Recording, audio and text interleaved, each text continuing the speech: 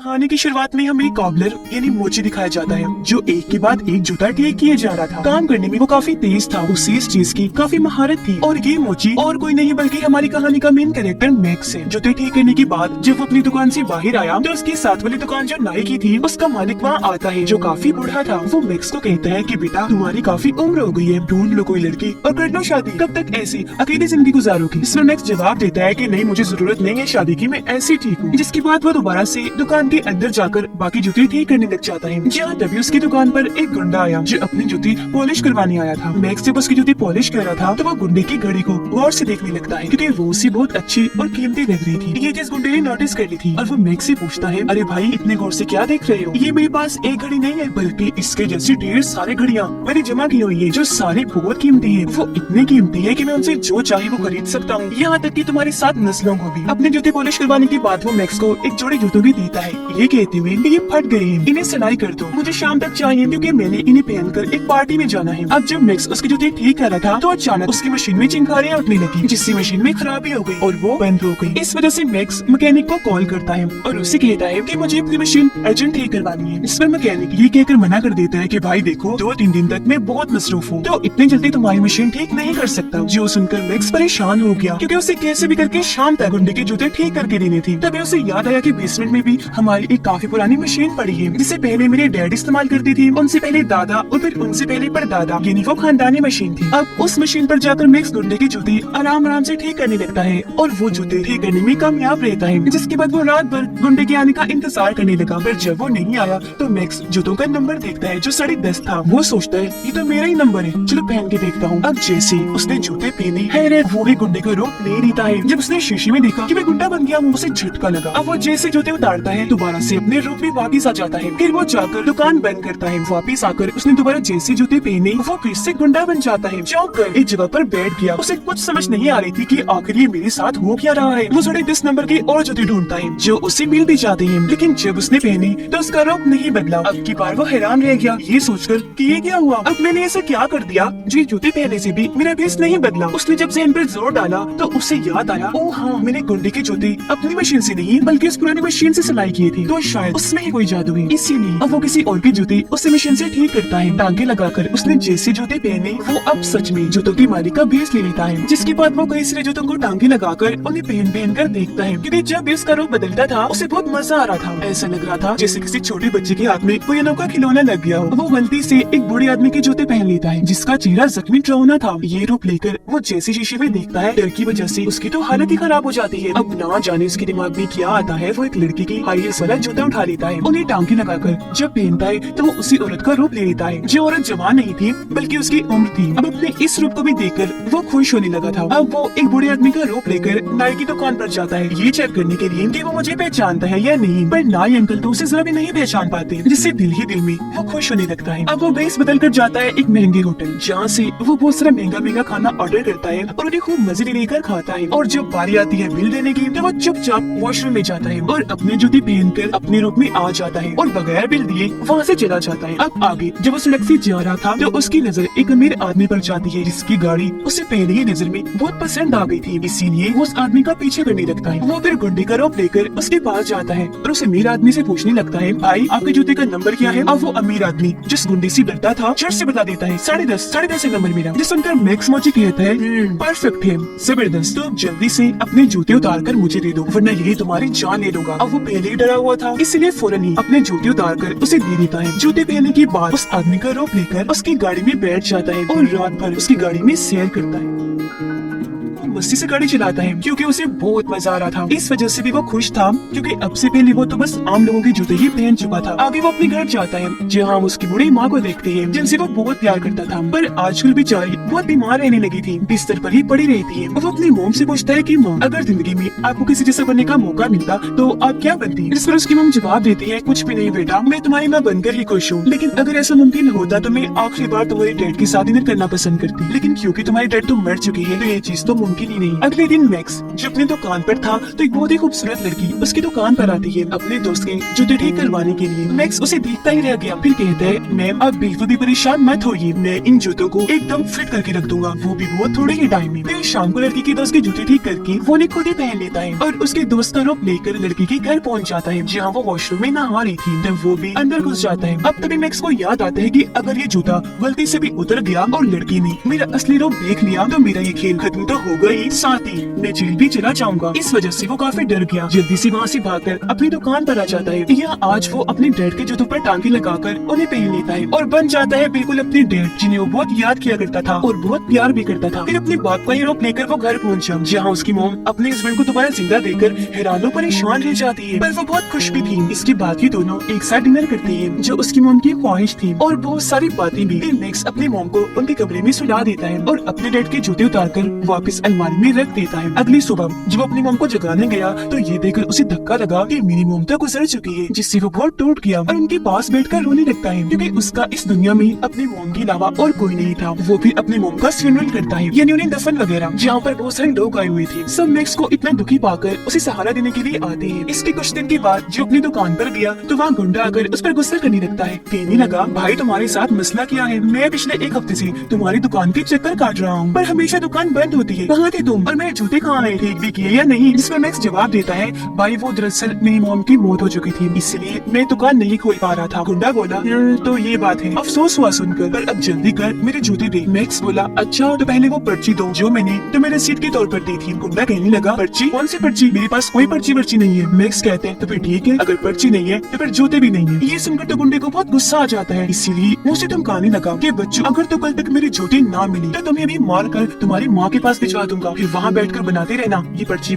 ये कहने के बाद वो यहाँ से चला जाता है। उसके इस बर्ताव पर मैक्स को बहुत गुस्सा आया, इसलिए वो अपने कस्टमर का रूप लेकर उसका पीछा करने लगता है। अब वो हमेशा अपने पास लोगों के जूते रखता था, इसलिए बार बार बेस बदल कर उसका पीछा करने लगा ताकि गुंडे को उस पर शक न हो। पीछा करते करते उसे पता चला कि ये गुंडा तो बहुत ही खतरनाक इंसान है जो लोगों से मारपीट करके जबरदस्ती पैसे वसूल करता है। अब आगे जब गुंडा किसी काम के सिलसिले में वहाँ से जाता है तो मैक्स उसका रूप लेकर उसके घर में घुस जाता है जहाँ उसे गुंडे की दोस्त मिलती है जो उस पर गुंडा समझकर बहुत गुस्सा करने लगी क्योंकि गुंडे का बर्ताव उसके साथ ठीक नहीं था। तो वो यहाँ से घर छोड़ के चली जाती है। उसके जाने के बाद मैक्स पूरे घर की तलाशी लेता है जहाँ उसे एक ब्रीफकेस मिला जिसके अंदर बहुत सारी गन्स पड़ी हुई थी जो देखकर उसकी आंखें खुली की खुली रह जाती है। अब उसे नहीं पता था कि इन गन्स में से एक गन करंट का झटका लगाती है जिससे इंसान बेहोश हो जाता है। इस चीज से अनजान वो अपने ही हाथ पर गन को टेस्ट करता है जिससे उसे इतना जोर का झटका लगता है कि वो कई घंटों के लिए वहीं गिरकर बेहोश हो जाता है। काफी घंटों के बाद जब उसे होश आई तो वो जल्दी से गुंडे का रूप लेकर वहाँ से निकलने लगता है, लेकिन उसने जैसे दरवाजा खोला सामने असली वाला गुंडा खड़ा था। अब अपने बेरुपये को अपने ही घर में पाकर उसे बहुत बुरा लगा। उसे हैरत तो हुई लेकिन वो उस पर झपट पड़ता है, उसे बहुत सारे मुक्के मारता है और जान से मारने की कोशिश करता है, पर उससे पहले ही झटके वाली गन से उस पर शूट करता है। गुंडे को भी जोरदार झटका लगा जिससे वो वहीं गिरकर बेहोश हो जाता है। इस चीज का फायदा उठाकर मैक्स जल्दी से उसे रस्सियों की मदद से बांध देता है। आगे जब गुंडे को होश आई तो वो अपने सामने एक बच्चे को पाता है जो जाहिर है और कोई नहीं बल्कि मैक्स ही था। वो गुंडे से कहते हैं कि देखो भाई मैं तुम्हें कोई नुकसान नहीं पहुंचाऊंगा, तो मुझे बस इतना बता दो कि वो तुम्हारी महंगी महंगी घड़ियां कहाँ रखी है। इस पर गुंडा हंसने लगा ये कहते हुए कि मैं तो नहीं बताऊंगा और हाँ बस मुझे यहाँ से निकलने दे, फिर देखना मैं तुम्हें जान से मार डालूंगा। मैक्स हंसते हुए बोलता है पागल हो क्या, तुम रस्सियों में बंधे हुए हो, मुझे मारने के लिए तुम्हें पहले इन रस्सियों से आजाद होना पड़ेगा। जिसके बाद वो उसी औरत का रूप लेकर दोबारा से गुंडे के पास आया और उसे धमकाने लगता है कि जल्दी बता दो वो घड़ियां कहाँ रखी है वरना मैं तुम्हारा वो हाल करूंगा कि तुम याद रखोगे। इस धमकी से गुंडा थोड़ा घबरा गया, इसीलिए उसे घड़ियों का पता बता देता है कि वो कहाँ है। घड़ियां लेने के बाद मैक्स वहाँ से जाने ही वाला था कि तभी वो दरवाजे के सुराग से देखता है कि बाहर भी तो लड़के खड़े हैं जो गुंडे ही लग रहे हैं, इसीलिए वो वापस गुंडे के पास आकर पूछता है ये दोनों कौन है। इस पर गुंडा जवाब देता है कि ये दोनों मेरे ही लड़के हैं जो मेरे एक इशारे पर किसी को भी कहीं भी मार सकते हैं। इस पर गुस्से में मैक्स उससे पूछता है कि बकवास बंद करो, अपनी तारीफें करना बंद करो, बताओ कि ये यहाँ क्या करने आई है। गुंडा जवाब देता है वो दरअसल हमें किसी को मारने का कॉन्ट्रैक्ट मिला है तो उसके एडवांस पैसे लेने हमने जाना है, तो ये लोग बस मुझे लेने ही आए हैं। हैरान होते हुए मैक्स पूछता है पैसे, कितने एडवांस पैसे। गुंडे ने जवाब दिया $50,000। अब इतने सारे पैसों का सुनकर मैक्स तो खुशी से झूम उठता है। उसकी तो जैसे लॉटरी लग गई थी, क्योंकि इतनी बड़ी रकम उसने आज से पहले कभी देखी भी नहीं थी। इसीलिए वो झटकी वाली गन से दोबारा से गुंडे को बेहोश करता है और उसका आरोप लेकर उन लोगों के साथ चला जाता है। एडवांस पैसे लेने के लिए वो उसे इस शहर की सबसे अमीर शख्स के घर ले जाते हैं, जहाँ उसकी मुलाकात एक औरत से होती है जिसका नाम ग्रीन बेल्ट था। वो उसे $50,000 देकर कहती है, ये लो एडवांस पेमेंट, बाकी काम होने के बाद अगर कोई गड़बड़ न हुई तो। ये पैसे लेने के बाद वो औरत का आरोप लेकर दोबारा से गुंडे के घर जाता है घड़ियां लेने के लिए। पर जब वो घर आया तब तक गुंडा खुद को रस्सियों से छुड़वा लेता है। अब इसने जैसे दरवाजा खोला वो इस पर गन तान के खड़ा हो जाता है, फिर इस पर झपट कर जमीन पर गिराकर मारने की कोशिश करने लगता है। इस दौरान मैक्स खुद को बचाने के लिए बार बार अपने पैर जमीन पर पटक रहा था, जिससे उसका एक जूता निकल गया और बस ऐसा होते ही वो अपने असली रूप में आ जाता है। इसे देखकर गुंडा एकदम हैरान रह गया, उसे झटका लगा, ओ ये क्या। पर जब मैक्स ने वहाँ से भागने की कोशिश की तो गुंडा उसे दोबारा से पकड़ लेता है और फिर से मारने की कोशिश करने लगा। पर खुद को छुड़वाने के लिए मैक्स अपने सैंडल की हाई हील से उस पर हमले करता है। हाई हील गुंडे की गर्दन में घुस गई, जिससे वो वहीं गिर गया। उसका गला फट गया था, जिसमें से बहुत सारा खून आने लगा और यहीं पर गुंडे की मौत हो जाती है। अब ये देखकर मैक्स काफी परेशान रह गया। वो डर भी गया था, क्योंकि आज से पहले उसने इतना बड़ा गुनाह नहीं किया था। वो वहाँ से भाग जाता है। घबराहट में घड़ियां पैसे भी वहीं भूल गया था। घर जब आया तभी उसे सुकून नहीं आ रहा था, उसे दुख हो रहा था। इसीलिए खुद को इस चीज की सजा देने के लिए वो पुलिस स्टेशन पहुंचा, जहाँ पर वो ऑफिसर्स को सारी बात बताकर खुद को उनके हवाले कर देता है। लेकिन जब पुलिस वाले उसके साथ गुंडे के घर आए तो वहाँ लाश तो दूर की बात, उसके खून का हल्का सा निशान भी नहीं मिलता और तो पैसे और घड़ियां भी वहाँ से गायब हो चुकी थी। जो सब देखकर मैक्स काफी हैरान और परेशान रह गया कि ये क्या हो गया। अब ये देखकर पुलिस को गुस्सा आया, क्योंकि उन्हें लग रहा था कि मैक्स पागल है और इसने हमें भी पागल बनाने की कोशिश की। इसलिए वो मैक्स को कहते हैं, या तो तुम किसी मेंटल हॉस्पिटल में जाकर दिमाग के डॉक्टर को चेक करवाओ या खुद ही पागल खाने दाखिल हो जाओ। जो कहकर वो यहाँ से चले जाते हैं। अब जब मैक्स अपनी दुकान पर वापस आया तो वहाँ उसे पैसों और घड़ियों से भरा हुआ बैग भी मिल जाता है और साथ ही उस औरत की हाई हील्स भी, जिन्हें देखकर वो काफी हैरान रह गया। सोच में पड़ जाते हैं अब ये काम किसने किया होगा। जिसके बाद वो बैग को उठाकर कहीं जाने ही लगा था कि तभी साथ वाले दुकान की नाई आकर उसे कहने लगती है, मैक्स बेटा ये तुम क्या कर रहे हो, जब से तुम्हारी मौन गुजरी तुम ठीक से दुकान ही नहीं खोल रही, कभी आते हो कभी नहीं आते, ये क्या चल रहा है सब। इस पर मैक्स जवाब देता है, अंकल अभी मैं एक काम से जा रहा हूँ, किसी के पैसे लौटाने हैं, तो इस टॉपिक पर आकर आपसे बात करता हूँ। इस पर नाई उसे कहने लगा कि बेटा जो पैसे तुम्हारे पास है इन्हें तुम अपने ऊपर खर्च करो, इतना भला बनने की जरूरत नहीं है।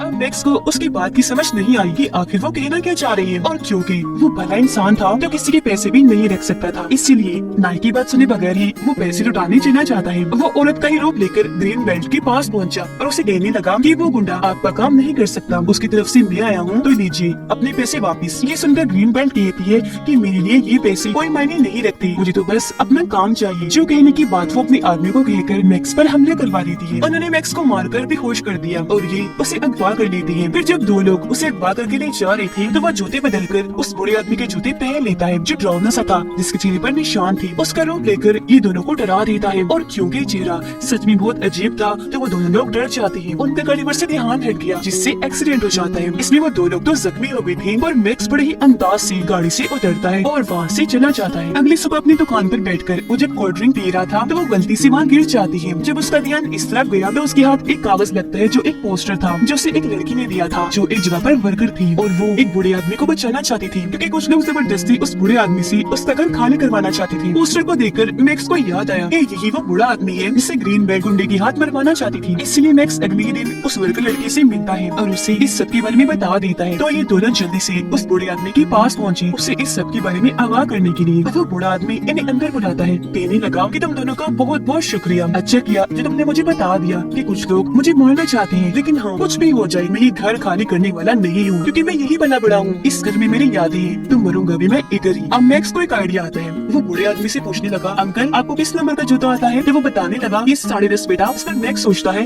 परफेक्ट प्लान है, और अगले ही दिन बूढ़े आदमी का जूता पहनकर उसका ड्रेस बदलकर ग्रीन बेल्ट से मिलने जाता है। उसे कहने लगा कि मैं घर खाली कर दूंगा, पर उसके बदले मुझे $1,00,000 चाहिए। अब ये डील काफी अच्छी थी, जिसके लिए ग्रीन बेल्ट मान जाती है। इसलिए अगले ही दिन उसकी आदमी उस तक $1,00,000 पहुँचा देती है। वो सारे पैसे मैक्स बूढ़े आदमी को दे देता है, जिन्हें लेकर अगले ही दिन वो अपनी बेटी से मिलने निकल जाता है। फिर ग्रीन बेल्ट बूढ़े आदमी के घर को चेक करने जाती है कि वो घर खाली करके गया है या नहीं। वो जब वहाँ पहुँची तो बूढ़ा आदमी वहीं बैठा हुआ था और हम जानते हैं कि ये और कोई नहीं बल्कि मोची मैक्स है। ग्रीन बेल्ट उसे कहती है जब तुम्हारे पैसे मिल गए हैं तो तुम ये घर खाली करके क्यों नहीं गई? वो हैरान होते हुए कहने लगे, क्या कहा? पैसे? मुझे कोई पैसे नहीं मिले और अब तो मैं ये घर बिल्कुल भी खाली करके नहीं जाऊंगा। जो सुनकर ग्रीन बेल्ट को गुस्सा आ जाता है, इसलिए वो कहती है चुपचाप ये घर खाली कर दो, वरना तुम्हारी उम्र तो पहले ही काफी हो गई है, मैं तुम्हें मार डालूंगी, कुछ भी पता नहीं चलेगा तुम्हारा, जिसके बाद हमारी बेटी को भी मार दूंगी। अब उसके धमकी सुनकर पीछे से एक रिपोर्टर कैमरा के साथ बाहर आता है। इसे देखकर ग्रीन बेल्ट काफी चौंक जाती है। अब उसे मजीद गुस्सा दिलाने के लिए मैक्स उसे आंख मार देता है। बस फिर क्या था, ऐसा होते ही ग्रीन बेल्ट गुस्से में और भड़क गई, उसे मारने के लिए आगे बढ़ी, जहाँ इस सब को कैमरे में रिकॉर्ड करके टीवी पर चलाया जाता है, जिससे ग्रीन बेल्ट को गिरफ्तार कर लिया जाता है धांधली करने के जुर्म में। अगले दिन जब वो अपनी दुकान पर था तो वर्कर लड़की उसके पास आती है, कहने लगी कि शुक्रिया मेरी मदद करने के लिए, और चलो शाम को खाने पर चलते हैं। अब मैक्स क्योंकि उसे पसंद करता था इसलिए वो मान जाता है।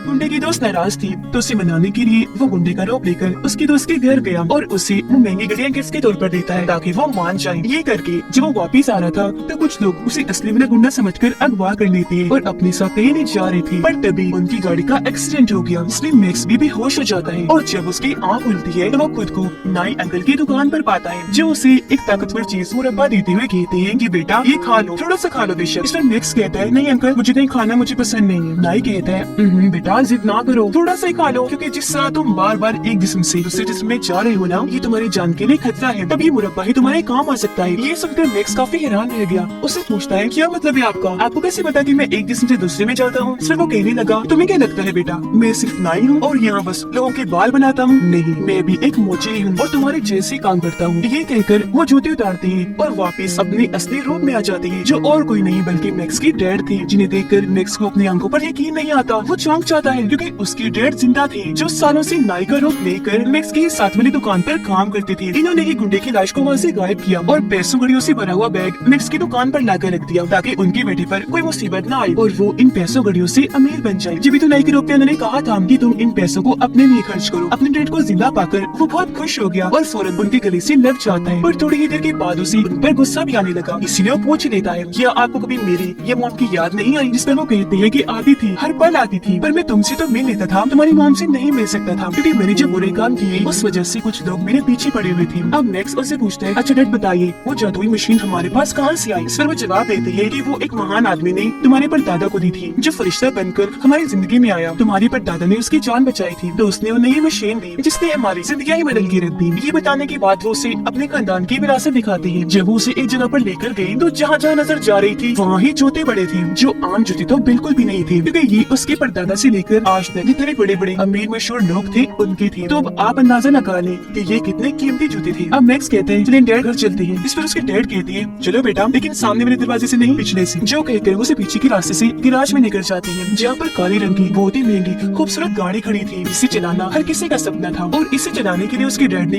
एक बहुत अच्छा ड्राइवर भी रखा हुआ था। जिसके बाद उसके डैड बताते हैं कि बेटा हमारा इसके अलावा और भी काफी बड़ा बिजनेस है। तुम्हें अभी तक यही पता होगा कि हम सिर्फ जूते सीने का काम करते हैं, पर सिर्फ यही नहीं, हम ड्राई क्लीनिंग का भी काम करते हैं और हमारे पास जितने भी लोगों के कपड़े आते हैं उन्हें भी हम इस मशीन से टांका लगाकर अपने मकसद के लिए इस्तेमाल करते हैं। तो बेस बदलने वाला चक्कर न सिर्फ जूतों के साथ है बल्कि कपड़ों के साथ भी है, और कपड़े भी अमीर अमीर बड़े लोगों के हैं। तो हम दुनिया में किसी भी इंसान का रूप लेकर वो बन सकते हैं, जो कोई आम बात नहीं, एक बहुत बहादुरी ताकत की बात है। ये बताने के बाद वो अपनी इस गाड़ी में बैठकर यहाँ से घर के लिए निकल जाते हैं। ये जिंदगी उन्हें बहुत खुशियाँ देती है, वो सुकून से अपनी जिंदगी गुजार रही थी और इसी के साथ ये फिल्म इधर ही खत्म हो जाती है।